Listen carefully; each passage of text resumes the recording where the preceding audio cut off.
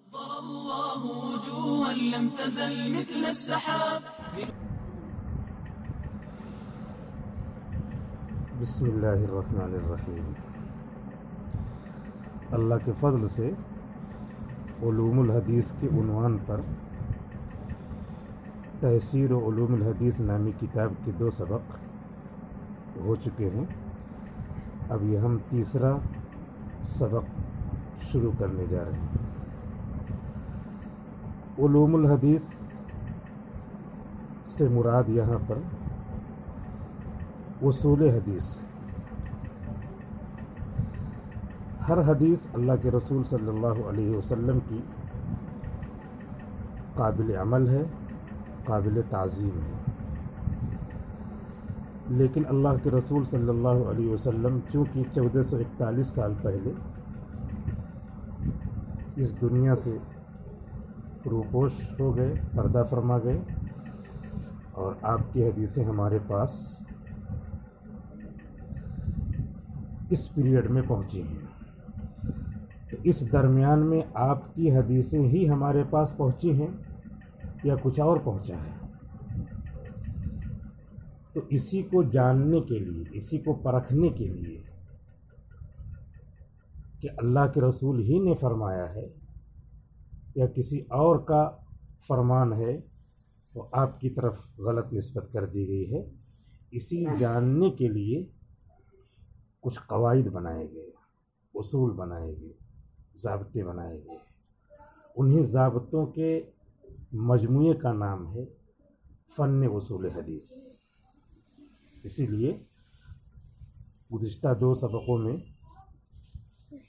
اس پر روشنی ڈالی گئی کہ اللہ کے رسول صلی اللہ علیہ وسلم کی حدیث کو دوسرے لوگوں کی حدیثوں سے، باتوں سے ممتاز کرنے کے لیے جو اصول و قواعد بنائے گئے ہیں، انہی کے جاننے کا نام فن اصول حدیث ہے. اگر دوسرے انداز سے تعریف کرنی ہے تو اس طرح کرتے ہیں کہ ایسے اصول و قواعد کا جاننا جن کی مدد سے حدیث صحیح اور حدیث سقیم میں امتیاز کیا جا سکے، تو ان اصولوں کا نام فن اصول حدیث ہے. تو یہ کتاب اسی موضوع پہ ہے، اور اس کو جناب سماحت الشیخ عمرو عبد المنعم سلیم نے لکھا ہے، جو مصر کے رہنے والے ہیں، بعد میں کویت آ گئے تھے. 1967 میں یہ پیدا ہوئے ہیں، اور یہ کتاب انہوں نے لکھی ہے، نہایت سہل آسان انداز میں لکھی ہے. اور پوری کتاب میں 3 باتیں ہیں. ایک بات یہ ہے کہ حدیث کی کیا کیا قسمیں ہو سکتی ہیں، تو اس کا نام رکھا ہے مذکرۃ اقسام الحدیث. حدیث کی قسموں کی ڈائری، مذکرہ، جو جامعہ میں چلتا ہے. مذکرہ علوم کو یاد دہانی کرانے کے لیے سوال جواب کے انداز میں. تو یہ مذکرہ ڈائری کے معنی میں، یعنی یاد دہانی کے لیے. اور دوسری بات جو اس کتاب میں ہے وہ یہ ہے کہ جو لوگ حدیث نقل کرتے ہیں وہ کیسے ہیں. اچھے ہیں تو ان کو عادل قرار دیا جائے گا، اچھے نہیں ہیں تو ان پہ جرح کی جائے گی. تو جرح و تعدیل راویوں پر. تو مذکرۃ الجرح والتعدیل، جرح و تعدیل کے بارے میں مذکرہ ہے، ڈائری ہے اس کی. اور اس کے بعد تیسری بات اس کتاب میں ہے کہ ان دونوں کی مشق کرایا ہے. ان ساری باتوں کی مشق کرایا. ایک حدیث لے لی ہے اور حدیث لے کر کے بتایا ہے کہ اس اصول کی روشنی میں اس حدیث کا نام موضوع ہے، اور یہ راوی ہیں، اور راوی میں یہ خرابی، یہ خرابی، یہ خرابی آپ خود دیکھ لیجیے. تو یہ 3 باتیں ہیں بیان کی گئی اس کتاب میں، جس میں سے دو ہی باتیں پڑھائی جاتی ہیں. اپنے نصاب میں 2 ہی باتیں، اور اس کے بعد تیسری بات جو ہے وہ خود سے مطالعہ کر کے بھی پڑھ سکتے ہیں، کیونکہ عبارت بالکل نہایت سہل ہے. ششماہی تک یہی پڑھانے کا نظام ہے، اور اس کے بعد الفوز الکبیر پڑھائی جاتی ہے۔ آپ لوگوں کو آڈیو کے ذریعے آپ جہاں بھی کہیں ہوں اس کو سن لیں، اور اس طرح کا نصاب ہے۔ تو اللہ کرے جلدی سے حالات درست ہوں، پھر انشاءاللہ ہو سکتا ہے ششماہی کی چھٹی بھی نہ ہو، تو اس کے ختم ہونے کے بعد الفوز الکبیر آمنے سامنے ہم لوگ پڑھیں گے۔ اور ابھی جب تک نہیں ہے، جب تک اللہ کو منظور ہے، جب تک اسی طریقے سے آڈیو سے پڑھتے رہیں گے۔ تو یہ جو کتاب ہے اس کا حاصل یہی ہے، اتنی بات خلاصے کے طور پہ ہے۔ تو جب یہ پتہ رہے گا کہ اس کتاب میں یہ ہے تو پڑھنا آسان رہے گا۔ مصنف نے اس کے بعد خطبہ بیان کیا ہے، خطبے کی تفصیل 2 سبق میں آئی ہے، اور اسی کا خلاصہ ہم نے تیسرے میں کرنا مناسب سمجھا، تاکہ جو لوگ وہ گزشتہ 2 آڈیوز نہ سن سکے ہوں ان کو خلاصے کے طور پہ معلوم رہے۔ اور اس کے بعد پھر خطبے کے بعد مصنف اس کتاب میں اس کتاب کی وجہ تالیف، اس کتاب کا سبب تالیف بیان کر رہے ہیں۔ اس کو عبارت پڑھ کر کے آپ لوگوں کی اسکرین پہ بھی عبارت آ جائے گی، جو لوگ آڈیو سن رہے ہیں ان کے اسکرین پہ عبارت آ جائے گی، نہیں تو کتاب اگر مہیا ہو جائے ڈاؤن لوڈ کر لیں تو کتاب بھی دیکھ سکتے ہیں۔ کتاب کی عبارت دیکھیے اس طرح ہے: وَبَعْدُ فَقَدْ الْتَمَسَ مِنِّي بعض الإخوان وفقنا الله وإياهم أن أضع لهم مختصرا أجمع فيها مهمات علم مصطلح الحديث من حيث الحدود والقوانين والقواعد والآداب ليكون لهم عونا في فهم رموز أهل العلم في مصنفاتهم۔ حمد و صلات کے بعد عرض ہے کہ درخواست کی مجھ سے بعض بھائیوں نے، اخوان سے مراد شاگرد ہیں، بعض شاگردوں نے، اور حضور کے زمانے میں اور اس کے بعد بھی شاگردوں کو صاحب کہا جاتا تھا، اور حضور کے شاگردوں کو صاحب جمع اصحاب و صحب صحابہ کرام، وہ مستقل اصطلاح بن گئی کہ اللہ کے رسول کو ایمان کی حالت میں جس نے دیکھا ہو اور ایمان کی حالت میں انتقال ہوا ہو تو وہ صحابی ہے۔ لیکن اس کے بعد بھی بہت زمانے تک صحب و یصحب، ہم نشینی اختیار کرنا، ہم نشینی اختیار کرنے والے شاگردوں کو صاحب کہا جاتا رہا۔ بعد میں دوسری اصطلاح وضع ہوئی اور طالب طلبہ کہا جانے لگا، تلمیذ تلاميذ کہا جانے لگا، اور اخن اسی معنی میں دوست، ساتھی، ساتھ میں رہنے والا یعنی شاگرد۔ فقد التمس منی بعض الاخوان، تو مجھ سے درخواست کی بعض بھائیوں نے، وفقنا اللہ وإیاہم، اللہ انہیں بھی توفیق دے اور ہمیں بھی توفیق دے۔ یہ جملہ معترضہ دعائیہ جملہ ہے، وفق فعل ماضی ہے، توفیق دیا اللہ نے، لیکن فعل ماضی دعا کے معنی میں استعمال ہو رہا ہے۔ وفقنا اللہ وإیاہم، اللہ ہمیں اور انہیں سب کو توفیق دے۔ کیا درخواست کی؟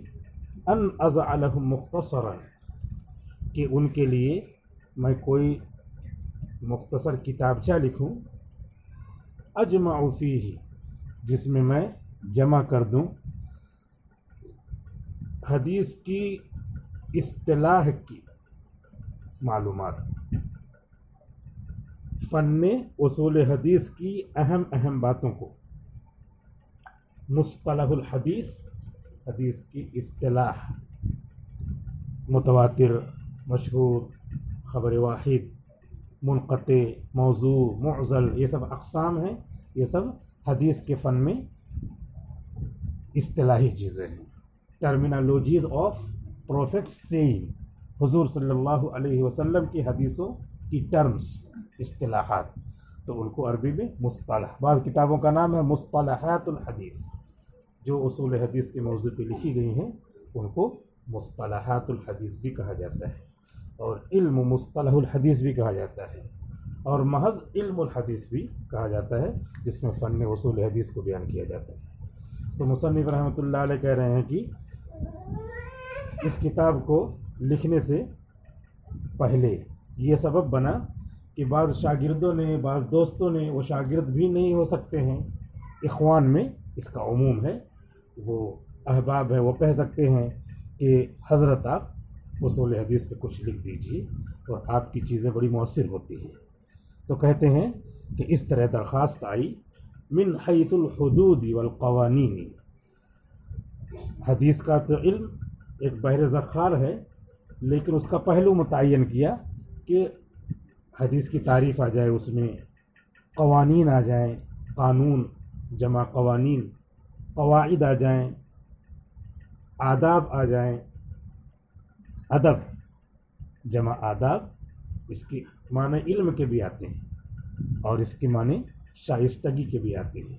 تو ہر وہ چیز جو آدمی کو مہذب بنائے، مستحب سے لے کر کے فرض تک، وہ سب آداب میں داخل ہوں گے۔ اور قوانین اور قواعد، قوانین اور قواعد دونوں مترادف ہیں اور ہم معنی ہیں۔ بعض لوگوں نے قواعد کو عام کہا ہے اور قانون کو خاص کہا ہے اصول کے معنی میں۔ لِيَكُونَ لَهُمْ عَوْنًا، تاکہ یہ کتابچہ ان سب کے لیے مددگار ثابت ہو، فی فہم رموز اہل العلم فی مصنفاتہم، اہل علم یعنی علماء، اور علماء سے یہاں مراد خاص علم، علم حدیث، محدثین کے رموز و اشارات کے سمجھنے میں جو انہوں نے اپنی حدیث کی کتابوں میں تصنیف کیا ہے وہ سمجھ میں آئے۔ اتنی عبارت کا خلاصہ یہ نکلا کہ بعض دوستوں نے، شاگردوں نے درخواست کی کہ آپ فن اصول حدیث پہ کچھ اپنے قلم سے ہم لوگوں کے لیے چھوڑ جائیے، لکھ دیجیے۔ چنانچہ انہی کی یہ چیز میرے لیے لکھنے کے لیے ممد و معاون بنی، مہمیز بنی۔ فاستعنت باللہ سبحانہ بعد استخارتہ فی ذلک،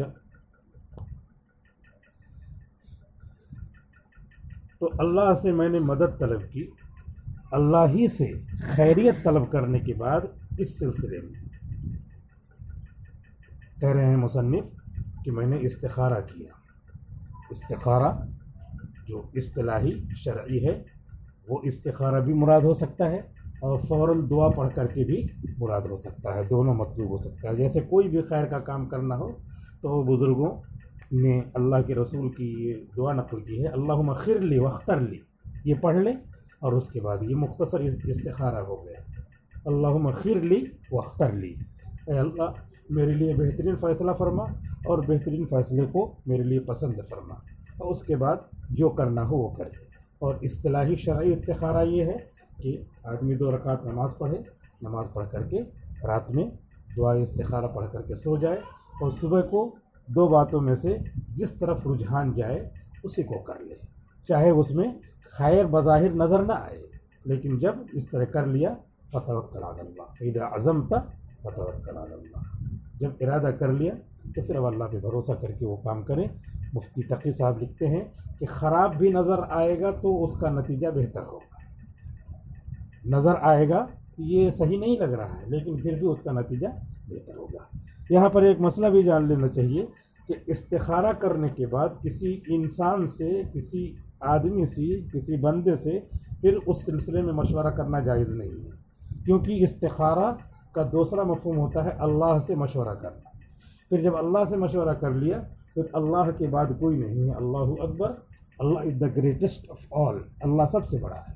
جب سب سے بڑے سے مشورہ لے لیا پھر اس کے بعد اس سے چھوٹے سے مشورہ لینا ایک طرح کی توہین ہے، اور اگر جان بوجھ کر ایسا کرتا ہے تو کفر تک بھی پہنچ سکتا ہے، اور انجانے میں کیا تو نہیں کرنا چاہیے۔ انجانے میں بھی کوئی چیز غلط ہوتی ہے تو غلط مانی جاتی ہے، انجانے میں زہر کھا لیا تب بھی جو ہے زہر اثر کرے گا، تو غلط چیز غلط ہی ہوگی۔ اس لیے یہاں استخارتن کا جو لفظ استعمال کیا ہے، مصنف کہہ رہے ہیں کہ لوگوں نے جب مجھ سے درخواست کی تو میں نے اللہ سے خیریت طلب کیا اور اس کے بعد یہ کام کرنا چاہا۔ فاستعنت باللہ، تو میں نے اللہ سے مدد طلب کی اس سلسلے میں، اس سے استخارہ کرنے کے بعد، فی جمیع ما طلبوہ، ان تمام باتوں کے سلسلے میں جس کی انہوں نے درخواست کی تھی، وہ تحقیق ما رجو، رجا رجوا رجو، دعا دعوا دعو، اگر یہ نہیں معلوم ہوگا تو رجوہ پڑھ دیں گے، عبارت غلط ہو جائے گی۔ وہ تحقیق ما رجوہ، اور اس چیز کو منظر عام پر لانے میں، تحقیق کے معنی منظر عام پر لانا، جس چیز کی انہوں نے امید کی تھی، تحقیق ما رجوہ، حقق یحقق، تحقیق کے معنی کوئی چیز وجود میں لانا، حقیقت بنانا، ابھی تک وہم تھی اس کو کیا کر دیا، حقیقت بنا دیا۔ وہ تحقیق ما رجوہ، اس چیز کو منظر عام پہ لانے میں جس کی انہوں نے امید کی تھی۔ ویسے تحقیق کی دوسری تعریف بھی ہوتی ہے، وہ یہ ہے کہ کوئی مسئلہ دلیل سے بیان کرنا، اس کو کیا کہتے ہیں، تحقیق۔ ایک مسئلہ بیان کیا، اس کی دلیل بھی بیان کر دیا، اس کا نام کیا ہے، تحقیق۔ اور ایک مسئلہ بیان کیا، اس کی دلیل بیان کیا، پھر دلیل کی بھی ایک دلیل بیان کر دی، تو اس کا نام ہے تدقیق۔ مسئلہ بیان کرنا، دلیل بیان کرنا، پھر دلیل کی بھی دلیل بیان کرنا، اس کا نام ہے تدقیق۔ تو ایک ہوتا ہے محقق، جو ہر بات کی دلیل کے ساتھ گفتگو کرے، جو ہر بات کو بیان کرے دلیل کے ساتھ، اور ایک ہوتا ہے مدقق، جو ہر بات کو دلیل کے ساتھ بیان کرے، پھر اس دلیل کی بھی دلیل دے کہ یہ دلیل میں نے کیوں پیش کی، یہ دلیل ہے، تو اس کو مدقق کہتے ہیں۔ ایک ہوتا ہے محقق، دوسرے ہوتا ہے مدقق۔ تو یہاں پر لفظ آیا تو اس کی تحقیق بھی ہو جائے کہ تحقیق کی اصل تعریف کیا ہے، کیونکہ کتابوں میں جو چیزیں، جو الفاظ ہوتے ہیں، اس کا مستقل معنی ہوتا ہے۔ اور آج کل کی اردو میں، اردو زبان میں بہت سارے الفاظ ایسے ہوتے ہیں جن سے فتنہ مقصود ہوتا ہے، کوئی اس کا معنی نہیں ہوتا، بس وہ الفاظ استعمال کرتے چلے جاتے ہیں، اس کا کوئی معنی نہیں ہوتا۔ لیکن جو درسی کتابیں ہوتی ہیں، اصطلاحی کتابیں ہوتی ہیں، اس کی ایک ایک لفظ کا ایک ایک معنی ہوتا ہے، مستقل مطلب ہوتا ہے۔ جیسے اصطلاح کا لفظ بول دیا تو اصطلاح کے معنی بات چیت، تو اصطلاح کی لغوی تعریف کیا ہے، بات چیت۔ اور اصطلاح کی اصطلاحی تعریف کیا ہے، وہ بات چیت جو کسی خاص حلقے کی ہو، کہ یہ اصطلاحی بات ہے، یعنی نحوی اصطلاحی بات ہے، صرفی اصطلاحی بات ہے، شرعی اصطلاحی بات ہے۔ صلاۃ یہ اصطلاحی لفظ ہے، یعنی شریعت کا اصطلاحی لفظ ہے۔ تو اب یہ اصطلاح کے معنی بات چیت، لیکن اب اردو زبان میں کوئی ادیب ہوگا، جیسے خاص طور پہ مولانا مودودی صاحب وغیرہ، ان لوگوں نے اپنی زبان دانی کے اندر کچھ بھی کہنا شروع کر دیا، چاہے وہ کہیں بھی جائے، کسی کی بھی توہین ہو، کسی کی بھی بے حرمتی ہو، کہتے چلے جاتے ہیں۔ لیکن یہ ہماری شریعت میں نہیں ہے۔ ہماری شریعت میں ایک وہ لفظ استعمال کیا جائے گا جو اس کی شخصیت پہ فٹ ہو، وہ لفظ استعمال کیا جائے گا جو جھوٹ نہ ہو، وہ لفظ استعمال کیا جائے گا جو شریعت کے دائرے میں آتا ہو۔ بیان القرآن وغیرہ، مولانا تھانوی رحمۃ اللہ علیہ کی جو تفسیر ہے، اور ان کی اور جو کتابیں ہیں، اس میں الفاظ کا بہت ہی جو ہے احتیاط کے ساتھ استعمال، الفاظ کا بہت ہی احتیاط کے ساتھ استعمال۔ اب یہ تحقیق کی اتنی تشریح کہاں سے ہوئی؟ لوگ کہہ رہے تحقیق کر کے لاؤ، کہ تحقیق کس کو کہتے ہیں؟ وہی تحقیق، کیا وہی تحقیق؟ تحقیق کا مطلب ہوتا ہے کہ یہ بات جو ہے دلیل کے ساتھ لاؤ، بیان کرو، اس کی تحقیق کرو، یعنی یہ بات صحیح ہے یا غلط، فلاں جگہ لکھی ہے، تو فلاں جگہ ہونا بھی ایک دلیل ہے۔ دلیلوں کی بہت ساری اقسام ہیں، اس میں سے ایک دلیل کیا ہے؟ یہی ہے کہ فلاں جگہ ہے، فلاں مولانا نے کہا، فلاں استاد نے فرمایا، تو اس طرح کہہ دینا بھی کیا ہو گئی؟ ایک دلیل ہو گئی۔ تو اس طریقے سے یہ مصنف رحمۃ اللہ علیہ کہہ رہے ہیں کہ وہ تحقیق ما رجوہ، اور جو انہوں نے امید ظاہر کی تھی، ما موصولہ ہے اور ہو اسی اس موصول کی طرف لوٹ رہا ہے، وہ تحقیق ما رجوہ، اور اس چیز کی کو بروئے کار لانے میں جس کی انہوں نے امید کی تھی، ابتغاء لوجہ ربی الکریم، اپنے کریم پروردگار کی مرضی تلاش کرنے کے لیے۔ ابتغاء، یہ مفعول لہ ہے، یہ مقصد ہے۔ ہر کام میں مسلمان کا مقصود کیا ہونا چاہیے؟ اللہ کی رضا، اللہ خوش ہو جائے۔ وعملا بقول النبی الامین، اور عمل کرتے ہوئے حضور اکرم صلی اللہ علیہ وسلم کی حدیث پر جو امانت دار ہیں۔ کیا ہے اللہ کے رسول کی حدیث؟ اذا مات الانسان انقطع عمله الا من ثلاث، جب انسان اس دنیا سے رخصت ہو جاتا ہے تو اس کا سارا عمل بند ہو جاتا ہے، الا من ثلاث، مگر 3 عمل جاری رہتا ہے۔ انقطع سے مستثنی ہے، सब बंद हो गया, लेकिन 3 अमल बंद नहीं हुआ, चल रहा, कंटिन्यू है। कौन सा? अब उससे बदल ला करके बयान कर रहे हैं। 3 में से एक एक बयान करते चले जाए। इल्ला मिन सदक़तिन जारियतिन, मगर सदक़े जारिया एक, औ इल्मिन युंतफ़अु बिही, या इल्म कोई जिससे नफ़ा हासिल किया जाता रहे, औ वलदिन सालिहिन यदउ लहू, या कोई लड़का अपना जो नेक हो उसके लिए दुआ करता रहे। सबक का वक्त पूरा हो गया है 20 मिनट का, इसी पर इक्तिफा करते हैं, फिर इंशाअल्लाह अगले सबक में आपसे मुलाकात होगी। दुआ करते हैं कि अल्लाह ताला हमारे इस सबक को मुफीद से मुफीद पर बनाए। अस्सलामु अलैकुम व रहमतुल्लाहि व बरकातहू।